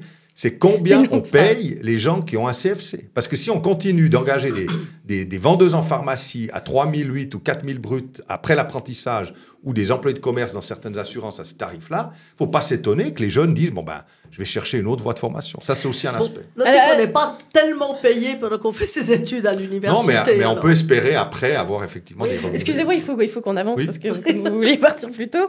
Très bien, Monsieur Maillard, vous avez été pendant longtemps le héros, je dirais même le sauveur des opposants au rapprochement avec l'Union européenne. J'ai l'impression que votre position est un peu en train de changer. Certainement, vous dites parce que vous avez pu obtenir certaines assurances. Donc, je voulais savoir si vous alliez, en cas d'initiative populaire, appeler à voter oui à ce qu'on appelle faussement les bilatérales 3. Alors, notre position, c'est on n'est ni les héros de la cause anti-européenne, ni les héros de la cause européenne. On est les héros au sens du porte-parole, disons, pas de l'héroïsme, du monde du travail. C'est notre rôle, c'est de défendre les intérêts du monde du travail. C'est le rôle des syndicats dont je préside l'Union suisse. Donc, nous, on s'est concentré sur ça et on a refusé l'accord cadre qui affaiblissait l'ensemble des dispositifs de protection des salaires, pas seulement le délai d'annonce, comme on a dit faussement, mais vraiment qui mettait en cause les grands principes de la protection des salaires. On l'a refusé, le Conseil fédéral a tiré la branche. Ensuite, il a tiré la prise. Ensuite, il a renégocié et on a pu déjà, comme résultat de la négociation, protéger un certain nombre de principes. Par exemple, qu'on décide, les Suisses, nous-mêmes, combien il faut contrôler d'entreprises dans une branche et qu'on puisse le faire entre partenaires sociaux, représentants des employeurs et représentants des syndicats. Ça, deux choses qui étaient mises en cause dans l'accord cadre, qui ne le sont plus maintenant dans le nouveau paquet. Et puis, il reste des mises en cause, il reste des affaiblissements. Par exemple, la caution qu'on exige dans certaines branches pour venir travailler en Suisse, ça s'est affaibli. Donc, on a demandé des mesures en droit suisse qui compensent ces reculs. Et on a obtenu 14 mesures qui nous paraissent être le seuil minimal avec lequel on peut accepter le grand accord dit de stabilisation. Malheureusement, je vois que les partis sont en train, et les organisations économiques sont en train de dire « Ah, mais alors d'accord, peut-être avec les 13, mais pas avec la 14e qui protège les représentants du personnel. » Donc, je peux vous dire que si on attaque ces mesures, eh ben, notre position va retourner au non. Si elles sont protégées telles que le Conseil fédéral les a proposées, nous soutiendrons le paquet de stabilisation. Et puis, il y a les autres accords qui sont proposés, la santé, la sécurité alimentaire et l'électricité, donc 3 autres accords. Celui sur l'électricité qui est une libéralisation du marché électrique. On a parlé de la nécessité d'avoir certains secteurs qui fonctionnent. Eh bien, l'électricité en fait partie, comme l'hôpital. Et donc là, on s'opposera à cet accord sur l'électricité. Ça, c'est la position de l'Union syndicale suisse. Madame Sando, qu'est-ce que ça vous a inspiré ? Je dois avouer que je n'ai pas lu les 2000 pages, je ne sais plus combien. Ouais. Et en fait, ma grande préoccupation, c'est malgré tout l'absence de respect de fonctionnement des institutions au sein de l'Union européenne. Et c'est incontestablement là-dessus que personnellement, je focalise ma résistance, tout en suivant tout à fait les préoccupations que vous exprimez par rapport aux travailleurs ou par rapport à telle ou telle catégorie de marché. Et je ne suis pas du tout convaincu que nous puissions sauvegarder les institutions, et en particulier la démocratie directe, en en entrant, non, mais en signant l'accord, parce qu'il faut quand même reconnaître que l'Union européenne aimerait bien nous avoir, pour des raisons qui n'ont rien à voir avec ça, ces sentiments de sympathie à l'égard de notre fonctionnement démocratique, évidemment, et on ne sait jamais quelle est la catégorie de mesures de rétorsion qu'il pourrait quand même prendre. On a bien vu qu'il ne résistait pas à exercer le chantage quand il s'agissait d'horizons et de menaces pour la recherche, alors que par bonheur, nous avons quand même une excellente recherche, même si on n'a pas forcément la participation à tous les programmes de l'Union européenne. Et je serai intransigeante sur la question de la menace par rapport au fonctionnement de nos institutions, parce que je crois qu'à ce moment-là, on renonce à son âme. Et je n'ai jamais aimé les Habsbourg. Bon, ce débat institutionnel aura lieu, évidemment. C'est aussi un sujet qui nous a préoccupés. Donc, quel est le mécanisme qui est proposé ? Et là, le mécanisme, il est le suivant, c'est qu'effectivement, sous réserve des secteurs qui ont été protégés et pour lesquels on a obtenu des exceptions, par exemple les mesures de protection des salaires, eh bien, sous réserve de ces mesures-là qui ont été immunisées, comme on dit dans le jargon de ce dossier, eh bien, pour le reste, on s'engagerait à reprendre le droit européen dans les domaines d'accès au marché. Et puis alors, qu'est-ce qui se passe si tout à coup le peuple suisse disait non à une loi d'adaptation ? Alors là, alors après, les opposants à l'accord disent qu'il y aura une mesure de rétorsion, les partisans de l'accord disent qu'il y aura une mesure de compensation, mais enfin, il va se passer quelque chose. Et il va se passer quelque chose qui sera soumis à une procédure arbitrale, c'est-à-dire que la Suisse pourra s'en remettre à un tribunal arbitral, mais ce tribunal arbitral devra quand même regarder plutôt comment l'Europe applique le droit. Cela étant, la mesure de compensation de rétorsion elle-même devra être jugée en proportionnalité par rapport à l'écart de la Suisse par un tribunal arbitral. Voilà. En gros, je crois que j'ai résumé à peu près le mécanisme. Tout à fait. La question, c'est...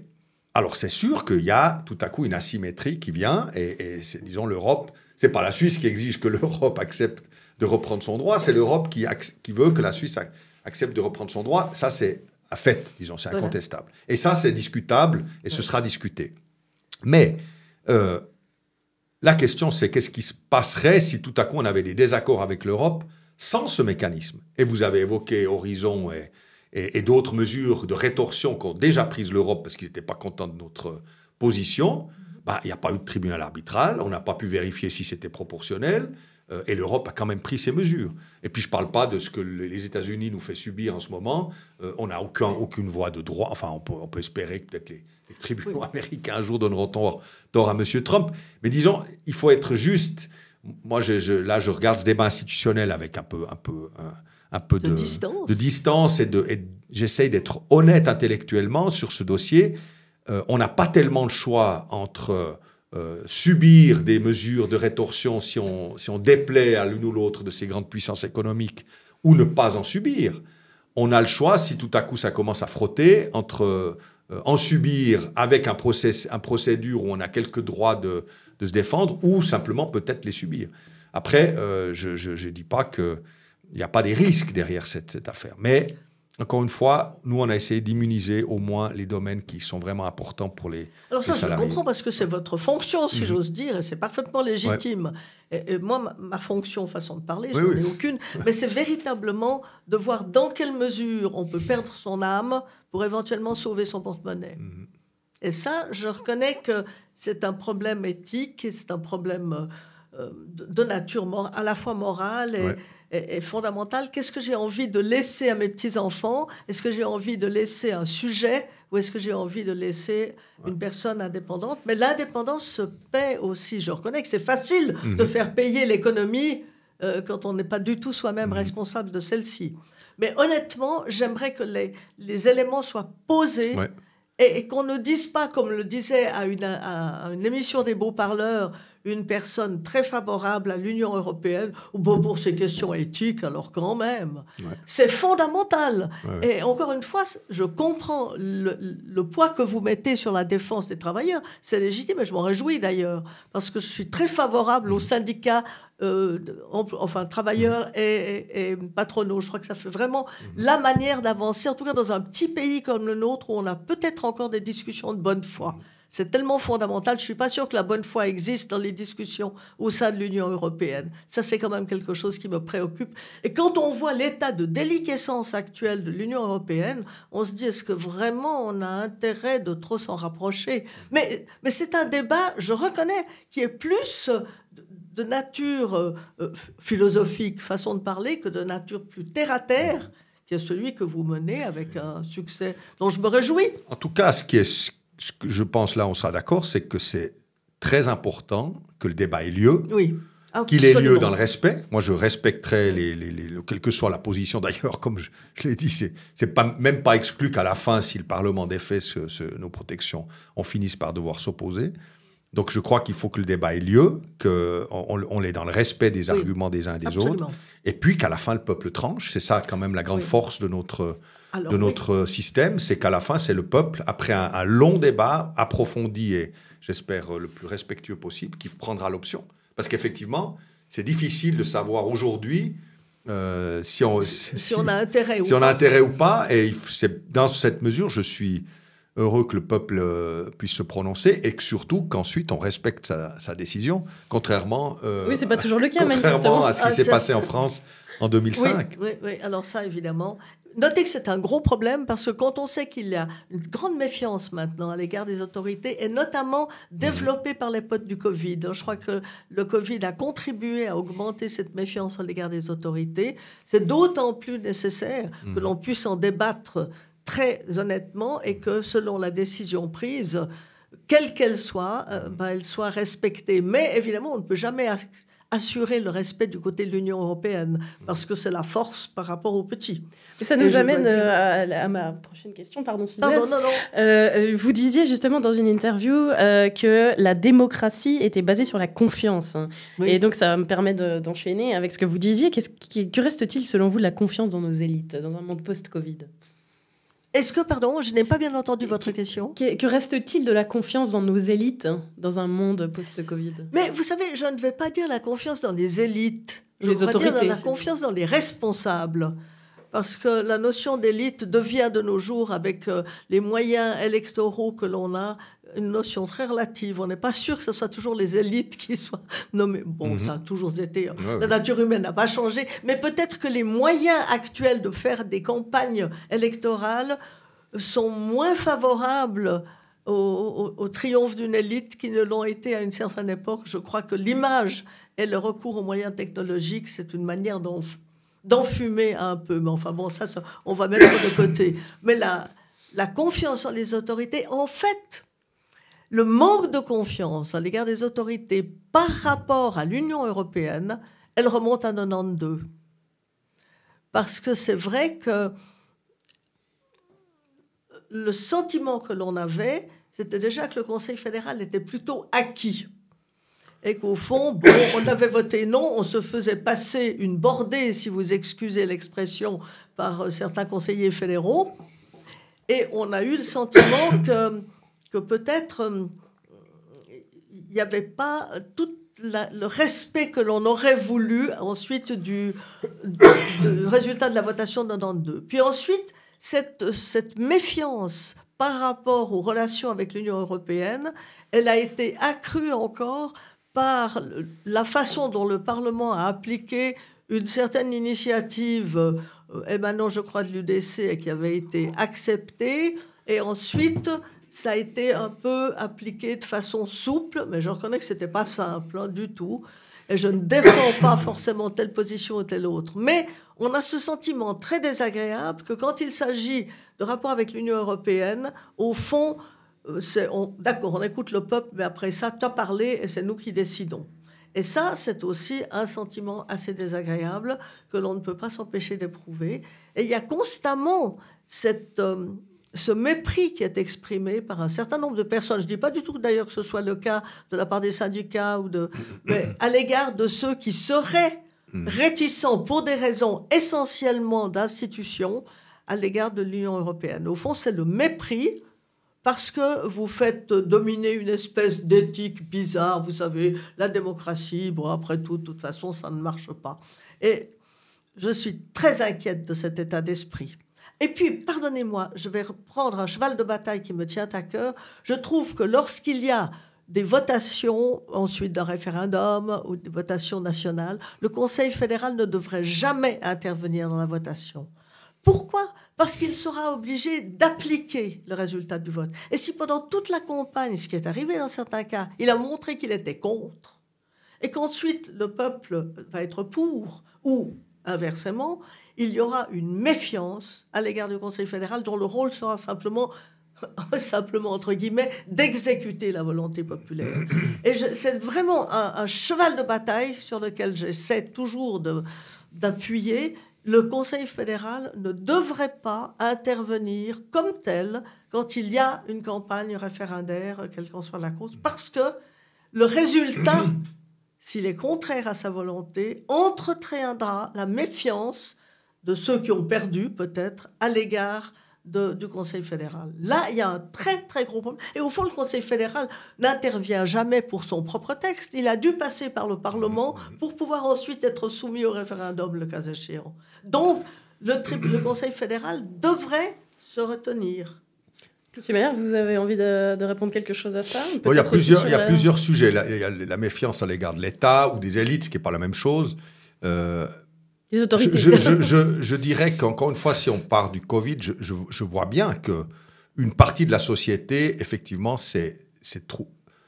Depuis ce moment-là, à décrocher, disons, de cette confiance et à développer tout à coup l'impression que l'État pouvait lui nuire, à tort ou à raison. Mais c'est une réalité. Et ça nourrit un certain nombre de réflexes anti-État, anti-autorité, parfois anti-démocratie, ou en tout cas anti-autorité. Bon, il faut traiter ça. Il faut aussi pas non plus se laisser dire tout à fait n'importe quoi, parce que je rappelle qu'en tout cas en Suisse, les décisions ont été... Alors, il y a eu l'état d'urgence, mais qu'ensuite, le Parlement a ratifié à peu près toutes les décisions, et parfois le peuple. Donc là, au moins, on peut dire que Alors, on peut être d'accord ou pas avec la majorité, la proportionnalité, etc. Mais il y a eu ce processus. Mais il faut reconnaître, et je ne reviens pas sur le scepticisme que j'ai exprimé déjà à l'époque, même sur un certain nombre de mesures qui pouvaient aller, me semble-t-il, un peu loin. Maintenant, il y a l'autre sujet, c'est pour l'Europe et pour les grandes questions, quelle confiance on fait en la démocratie. Et alors, il y a effectivement des gens qui disent c'est fini, la démocratie, ça ne marche plus, surtout quand il s'agit de l'Europe, etc. Mais moi, je dis, mais c'est quoi l'alternative ?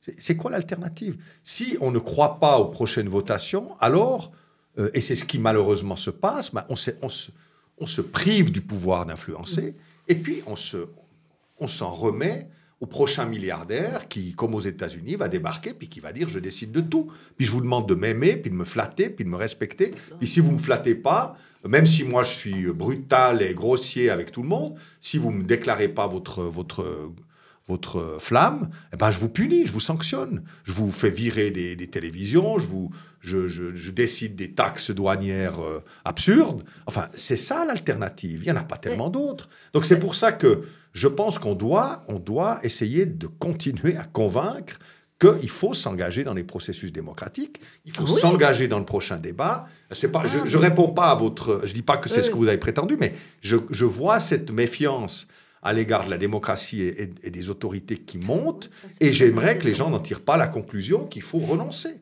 Il faut continuer à se battre, il faut continuer à intervenir, faire des partis politiques si on estime que ceux qui existent sont pas suffisants, mais il faut s'engager dans le débat public, parce que l'alternative, à mon sens, n'est que désastreuse.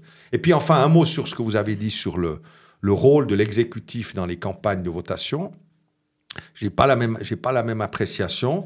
Je vois bien je vois bien le problème que vous évoquez, mais j'aimerais quand même que on se rappelle qu'il faut quand même un peu de politique. Ça veut dire que nos élus au Parlement, parce qu'on pourrait faire le même reproche au Parlement, quand il y a une initiative constitutionnelle, vous avez cité l'exemple de l'initiative de l'UDC, eh ben, c'était une initiative constitutionnelle. Il faut ensuite faire une loi d'application. Or, c'est le Parlement qui va la faire. Ah, donc si on disait ceux qui doivent appliquer la décision ne devraient pas s'engager dans la campagne, alors ça nous mène très loin. Et à la fin, moi, ça ne me gêne pas qu'un conseiller fédéral, alors pourvu qu'il respecte la vérité, en principe, en tout cas ce qui cède la vérité au moment où il parle, et qu'il ne soit pas en train de faire une campagne mensongère, sous cette réserve, moi, ça ne me gêne pas qu'il s'engage et qu'il explique sa position.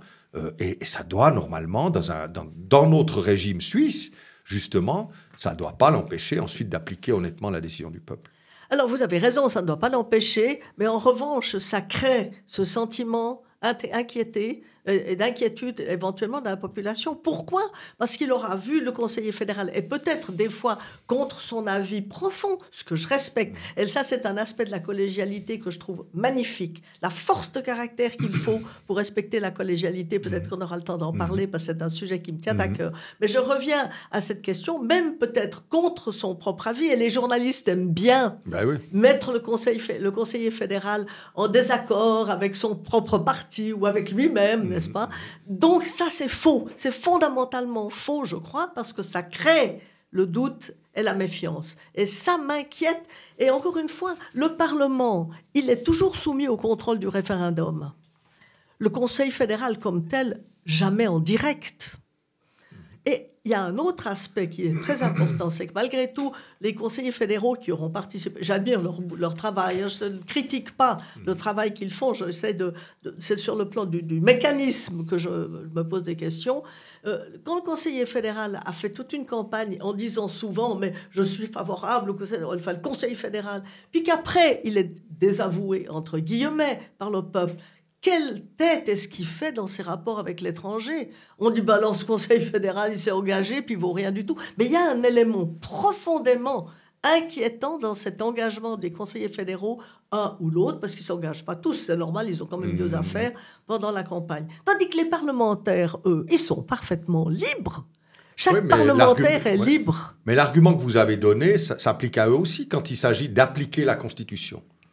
Quand il s'agit d'appliquer la Constitution que le peuple a voulu, alors qu'on s'est engagé contre, on attend bien des parlementaires. C'était par exemple le cas pour la 13e rente AVS. Je dois reconnaître que là, les opposants au texte ont accepté de faire un texte d'application qui fait que, alors j'aurais préféré que ce soit un peu plus rapide, mais au moins, sans, disons, trop essayer de rejouer le match au Parlement, il y a eu un texte d'application qui fait que l'année prochaine, en décembre 26, tous les retraités de ce pays recevront une 13e rente conformément à ce qu'ils ont décidé. Alors que si les parlementaires avaient dit, bon ben, moi je m'affranchis du respect de la décision, ils auraient pu repousser cette loi, la modifier, la triturer. Or, le principe quand même du respect du souverain est quand même très fort dans notre pays, touche le Parlement, le Conseil fédéral, et je veux continuer à y croire parce que l'alternative c'est quoi ? Si les élus aux exécutifs ou au Parlement ne s'engagent pas dans le débat public quand on a des votes, qui va s'engager ? Eh bien, ce sera les milieux intéressés, les lobbies, et ce seront ceux qui ont de l'argent.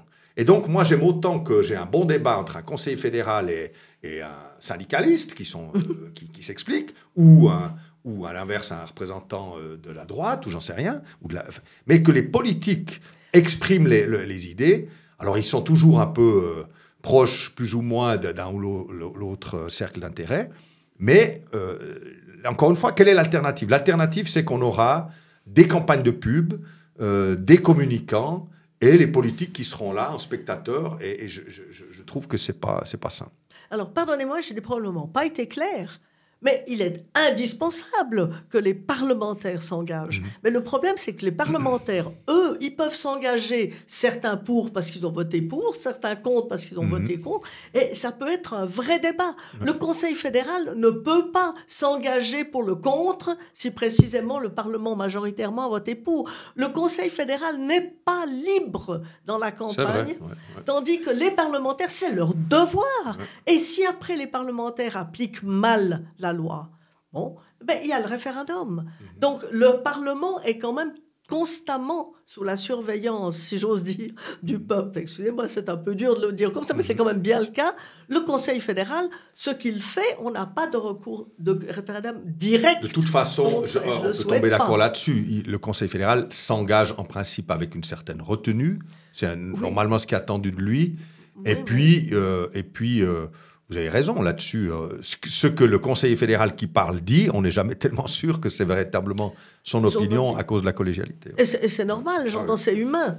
Et je me demande dans quelle mesure ça ne contribue pas ensuite à la méfiance, parce que le Conseil fédéral, il intervient avec un poids encore différent du parlementaire. On sait bien que le parlementaire n'a pas le pouvoir de l'exécutif. D'ailleurs, ce serait intéressant de vous entendre sur vos sentiments comme membre du législatif après avoir été membre d'un exécutif. C'est fascinant, la différence entre les deux fonctions. Ouais. C'est absolument fascinant. Est-ce que vous avez envie d'en dire un mot Si vous voulez me demander ce que je préfère l'exécutif, ça c'est sûr. J'ai préféré l'exécutif. Mais je comprends. J'ai préféré l'exécutif cantonal parce que c'est un échelon qui est, je trouve, absolument génial. Génial, ouais. Parce que vous êtes... Alors, c'est pas de tourpeau, on y perd un peu sa santé. Enfin, on ne la perd pas, mais en tout cas, c'est sûr qu'on se ménage pas. Mais en plus, le canton de Vaud, je trouve, à une bonne échelle, parce qu'on n'est pas loin on est maintenant 900 000 habitants, c'est quand même une certaine taille qui permet d'avoir des politiques publiques. On est à la fois dans des débats profonds, des débats de principe, mais aussi dans des réalisations concrètes, c'est-à-dire on voit ce qu'on fait. Et ça, j'ai beaucoup aimé. Au plan fédéral, je dois dire que, même si j'ai été candidat une fois, le statut de conseiller aux États est assez enviable par rapport au statut de conseiller fédéral.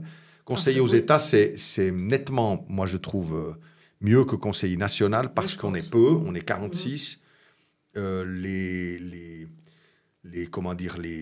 aspects idéologiques sont un petit peu mis en deuxième rang et on peut quand même se convaincre. Ça, c'est pour moi ce qui est précieux dans un Parlement.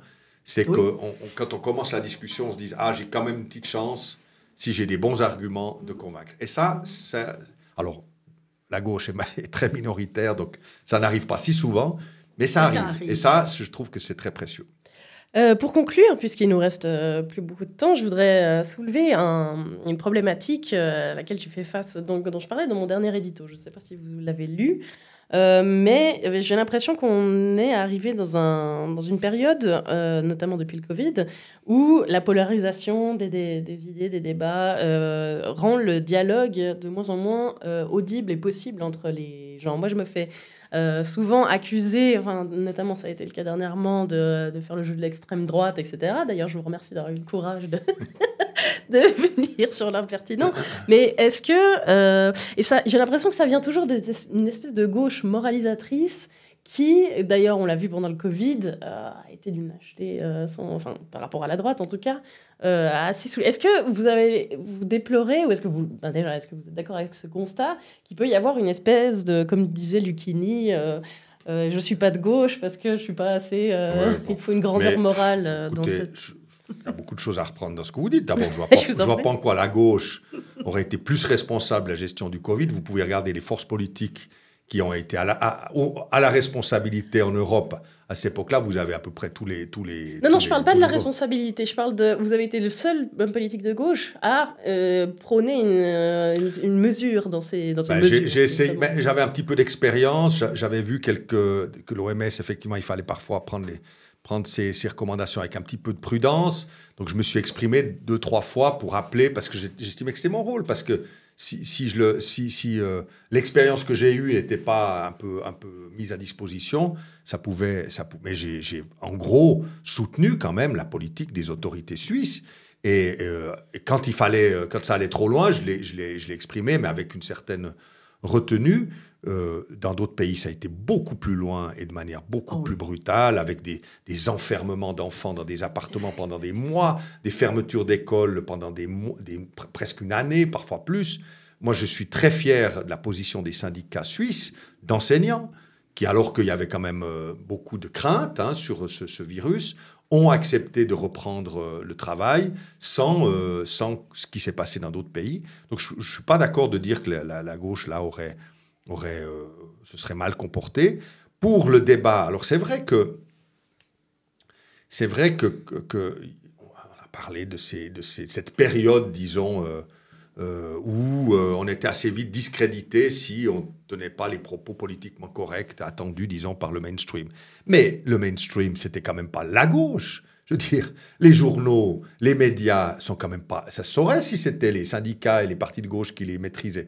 Je veux dire, il faut sortir de ça. Les interdits de discours qu'on a pu vivre pendant une certaine période sur certains sujets, que ce soit le Covid ou d'autres, le genre ou autre, c'était... Alors, vous avez des opinions émises par des gens de gauche, mais ceux qui vraiment donnaient ou pas la parole, c'était des puissances économiques. Il faut aussi s'interroger là-dessus.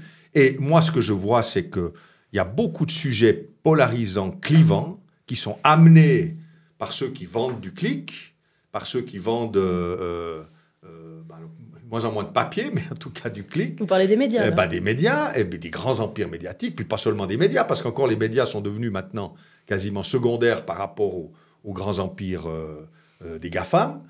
Ceux-là vendent de la polarisation, vendent des débats clivants sur toute une série de sujets où on est forcément le diable de l'autre, parce que ça fait vendre. Et alors, imputer ça à la gauche, c'est peut-être confortable, mais c'est pas vrai. Et puis à la fin, moi je remarque toujours que ces sujets dits clivants sont comme par hasard, puisque c'est l'expression qu'on reproche aux complotistes, dont je ne suis évidemment pas, mais et puis peut-être c'est aussi encore un terme discréditant qu'on devrait peut-être un peu mettre de côté. Mais ces sujets clivants qui inondent ce nouveau monde de l'information permanente sont souvent justement pas les sujets qui interrogent la répartition des richesses, l'organisation économique, etc. Parce que ça, on essaye toujours de le mettre de côté par rapport à des sujets qui sont identitaires, très, très clivants. Donc, ne vous laissez pas abuser par cette façon de dire que la gauche serait, au fond, la gardienne des débats possibles ou pas. Ceux qui organisent les débats sont des pouvoirs économiques et ils ont des intérêts. Et c'est pour ça que moi, je parle à peu près à tout le monde. J'essaie de respecter les arguments des uns et des autres. Et puis que je pense que c'est la bonne attitude. Il ne faut pas se laisser intimider par ces postures.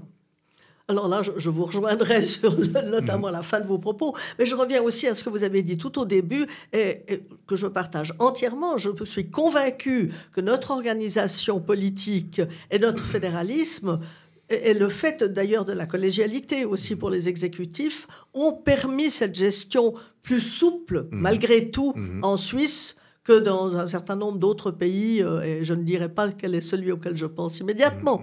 Mais là, nous avons une protection fantastique dans la mesure où les cantons veulent bien garder leurs responsabilités. Et ça, c'est un aspect inquiétant.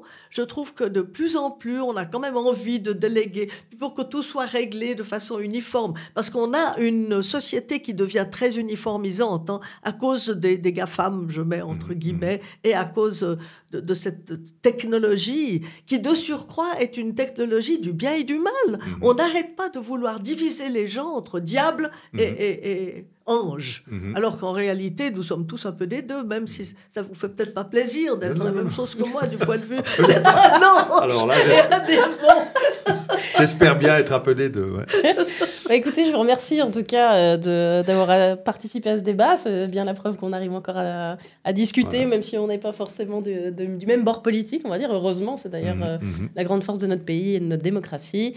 Donc voilà, merci Suzette Sandeau et merci Pierre-Yves Maillard. Merci à vous.